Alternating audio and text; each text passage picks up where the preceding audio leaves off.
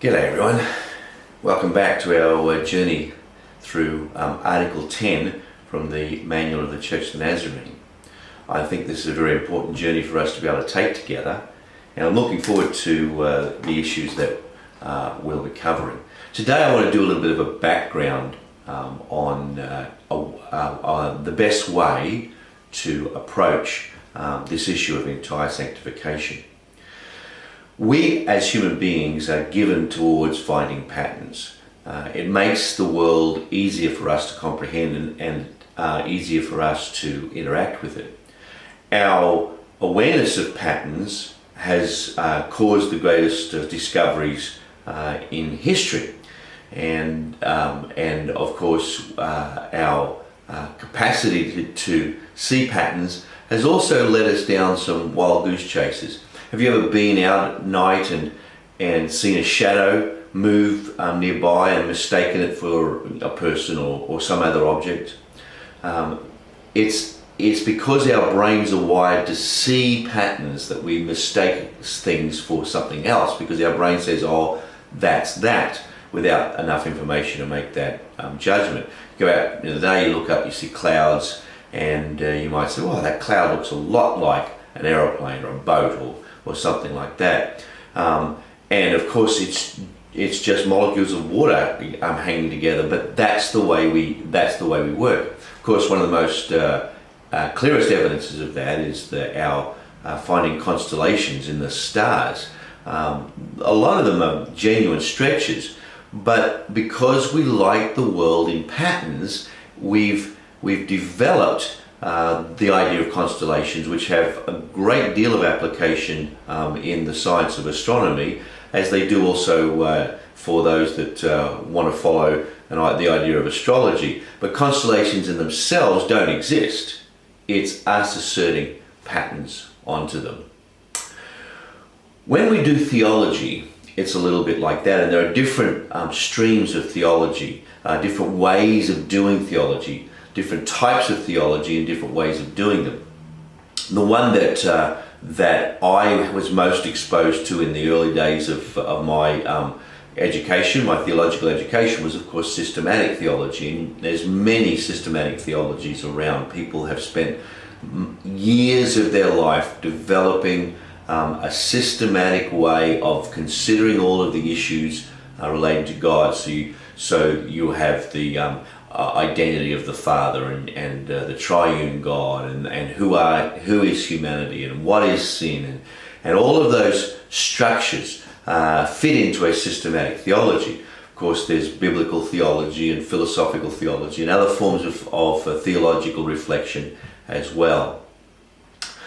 But there is a principle that, if we apply this principle effectively, it enables us to lower the importance or the impact, you might say, of our desire to find patterns where they may not be, or even if they are, they're of secondary importance. And entire sanctification, even the way it's set out in the manual, which is completely reasonable, it's Article 10. We've got a number of articles that reflect what we believe, and that's a kind of systematic way of doing it. The problem with systems is that very often the thing that is used to describe something is given an entity and a power in itself, and so we start to say if something doesn't follow that system or follow that pattern, then it can't be right. And one of the problems, particularly with a systematic theological approach, and there's many good ones, don't get me wrong, many effective ones help us to embrace and understand theology, and they can be a wonderful asset, but they're simply an asset, an assistance in coming to know God. And what we can very often do is say, is line up that system against the truth that we observe, and then try and shift the truth that it might be observed to fit the theological principle that we're asserting.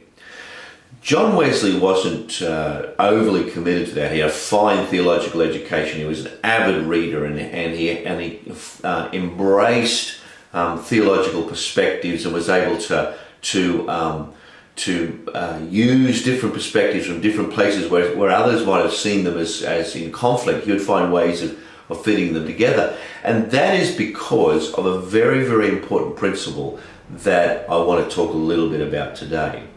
John Wesley's thread through all of his theology was the preeminence of love. Today people talk about relational theology. And it's the idea that that theology is actually about the relationship of God with humanity. The more we try and systemize things, and again let me say that's perfectly acceptable as a piece in the puzzle, but the more we try and systemize things, we separate, we make distinctions. But when we make relationships the key to unlocking theology, it becomes less about the structures and more about the encounter.